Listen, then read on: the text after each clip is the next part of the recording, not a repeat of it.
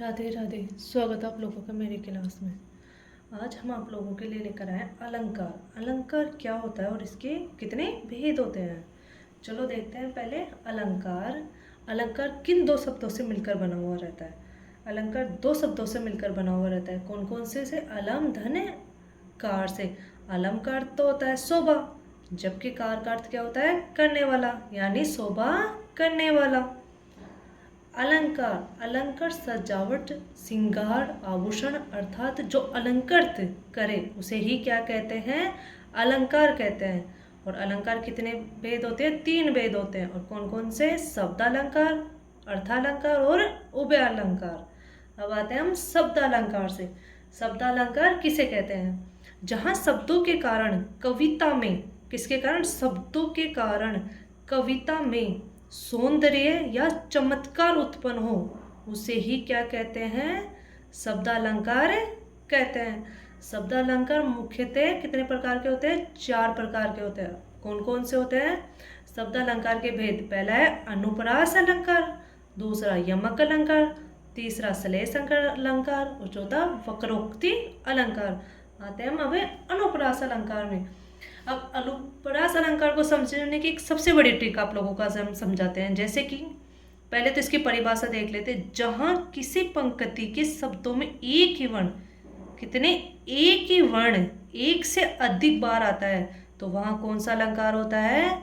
अनुप्रास अलंकार होता है। चलो देखते हैं अब इसकी ट्रिक।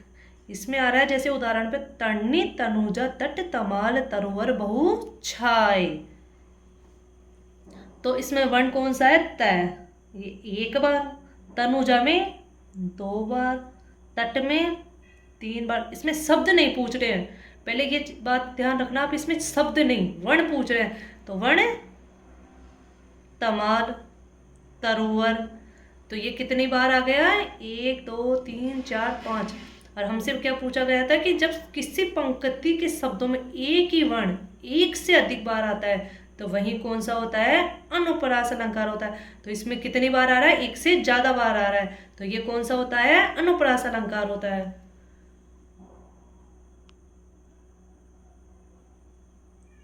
आगे देखते हैं यमक अलंकार किसे कहते हैं। अब यहाँ देखो, जहां कोई शब्द, वहां पे वर्ण था, यहाँ पे शब्द, जहां कोई शब्द एक से अधिक बार आए और प्रत्येक स्थान पर भिन्न भिन्न अर्थ दे, तो वहां कौन सा होता है? यमक अलंकार होता है।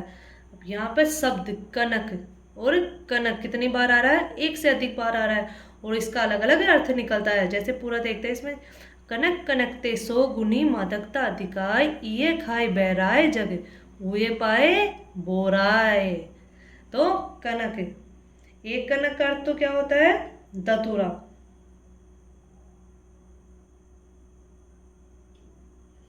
दूसरे कनक का अर्थ क्या होता है? सोना।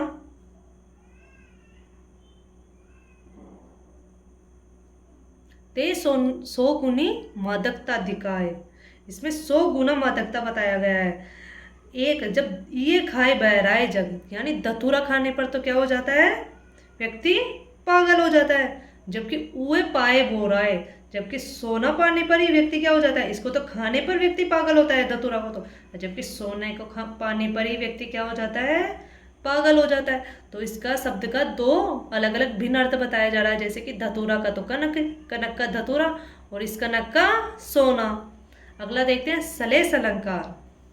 जहां किसी शब्द के एक से अधिक अर्थ निकले, कितने? 1 से अधिक। अब आप सोच रहे होंगे कि उसमें तो मतलब उसमें भी वही बता रहे 1 से अधिक अर्थ आवे, बट उसमें भिन्न भिन्न अर्थ दे रहा है, और इसमें किसी शब्द के 1 से अधिक अर्थ निकले, यानी वहां श्लेष अलंकार होता है। किंतु इसमें क्या होता है कि अर्थ चिपका हुआ रहता है, उसमें तो अलग अलग हो रहा है और इसमें अर्थ चिपका हुआ रहता है। तो देखते हैं इसमें, रहीमन पानी राखिए बिन पानी सब सून, पानी गए न उभरे मोती मानो से चून। अब इसमें रहीमन क्या कह रहा है? रहीमन का एक दोहा है। जैसे कि यहाँ पर पानी शब्द के 2 अर्थ है। पहला पानी तो जिसके बिना चूना सूख जाता है और मोती में चमक नहीं रहती है, जबकि दूसरे का अर्थ क्या है? सम्मान से है, जिसके बिना मनुष्य का जीवन निरर्थक होता है। इस दोहे में पानी को बचा के रखिए, क्योंकि बिना पानी के बिना सब सुना है। और पानी के जाने से क्या हो जाता है कि जैसे मोती चमक खो देता है, ठीक उसी प्रकार चूना सूख कर क्या हो जाता है, बेकार हो जाता है। और उसी प्रकार सम्मान खो जाने से भी मनुष्य के जीवन का कोई भी अर्थ नहीं रहता है। जैसे कि अब इस मोती का तो क्या अर्थ होता है, एक मोती का चमक,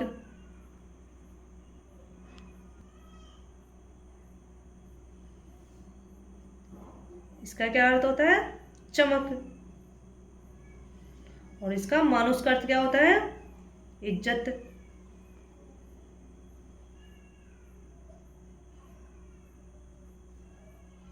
और इसका क्या अर्थ होता है, जल। इसके साथ पानी का अर्थ क्या होता है, जल। अब आप सोच रहे होंगे कि उसमें भी भिन्न भिन्न है, बट उसमें शब्द एक से अधिक बार बता रहा था, इसमें चिपका हुआ शब्द है, शब्द अलग अलग है, किंतु इसके अर्थ भी पानी के साथ शब्द अलग अलग है, और इसके पानी के अर्थ के साथ में इसके पूरा जाता है। अगला देखते हैं वक्रोक्ति अलंकार।